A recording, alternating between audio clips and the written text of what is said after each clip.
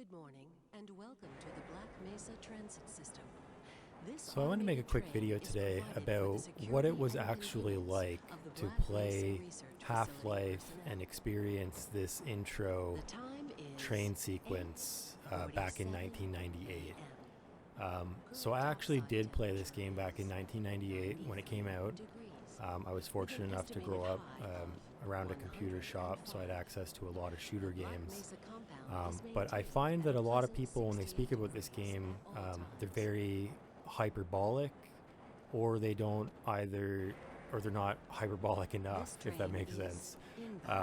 Because this game is entirely overstated and understated, in my opinion. Mostly because it's discussed by people who weren't actually there anymore as players, I find. Simply because they're all mostly older and they just don't make YouTube videos because they're adults and they don't have time for that kind of stuff. But I have a little bit of time here, so I'm going to go ahead and do it. Hopefully I do it a little bit of justice, but this is just one person's opinion, as you guys know. But, you know, back in 1996, Quake came out, and obviously that revolutionized 3D graphics. You know, the following year, 97, was Quake 2, which was, you know, more of the same, kind of like the Doom 2, you know. What's great in Doom is the shotgun. So what's great in Doom 2? Double shotgun. You know, you get more of what's good. Beyond that, you know, 98 also saw the release of Unreal. You know, that's the Unreal Engine, so that's a different company. Obviously, it's Epic Games. But not much was else besides them. You know, that studio, besides Epic Games, were trying to really push 3D graphics forward in, you know, this manner, as it were. You know, that's not to say there weren't other 3D games. Like, for example, Sin came out in 98 as well, and a lot of people before that game came out thought that it was going to be a direct competitor to Half-Life. But the thing about Half-Life is that it has the fingerprints of id all over it. You know, this game obviously comes from the Gold Source engine, which is a fork of the Quake engine. So, you know, when Mike Harrington and Gabe Newell left Microsoft to form a game company, you know, they went to id to license their engine to make their own fork, or whatever you have, whatever it's called, version of it.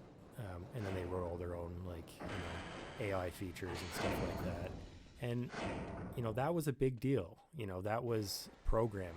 You know, I remember the box said, you know, the monsters, you know, they're not, I can't remember exactly what it said, but it said something like they're hunting you or whatever, which I remember reading on the box. It was like, whoa, that's crazy. I can't believe that. And it felt like that, honestly, when you played it, because it, you know, it was rock solid. The engineering behind the game was great. But, you know,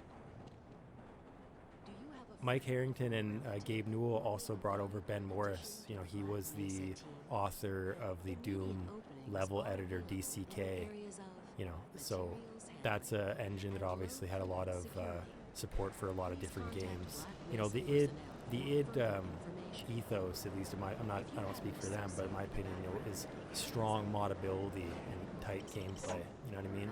So when he came over to Valve, they got him started on the Worldcraft editor, which would later go on to be called the Hammer editor. And, you know, that's no secret that led to a lot of different mods itself. You know, Day of Defeat, Counter-Strike, Team Fortress. You know, there's tons of different mods for Half-Life. And it's because they supported it. You know what I mean? But back to this game specifically and this train ride, because I'm a little bit ahead of myself on that front. But this game, this intro, Doom and Quake are all about gameplay, like fast gameplay, getting you started. But Half-Life took a different approach. It took the control away from the player and it put them on this train on the way to work. If you listen to the voiceover, it's just a business day as usual. But if you're watching, there's different things happening in the environment that alert you to something that might be going, you know, not quite so right today. And, you know, there's no heavy cinematics, there's no hand holding, you know, there's no corny dialogue. It's shown to you, okay? because this game was made by people who wanted to make video games, right? They wanted to tell a story, but this is a video game. This is meant to be played. It's not, doesn't take the control away from you for very long. You know, like if you play like a lot of the PlayStation games, it takes control away from you for like 30 minutes, it feels like, as you walk behind someone and they just talk for like the entire game, right? This game did it too, but it only took a few minutes. And it's very intentional as to how it's trying to convey this story, and there's a purpose for it, right? And it was novel for the time. Okay, it may seem now, you know, okay, I get it, whatever. But at the time, this was a novel idea, okay? So this was the first time someone had started a game like this, intentionally slow, okay? Make no, you know, this is a shooting game, okay? But they're explaining to the player that this is going to be a different kind of shooting game. And you know what? If you haven't stepped off this train before, I fully implore you to do it.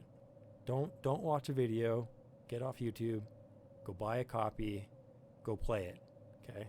This is one of the greatest gaming experiences that you could possibly have, even in the modern day, okay? It holds up. So this is my seal of approval.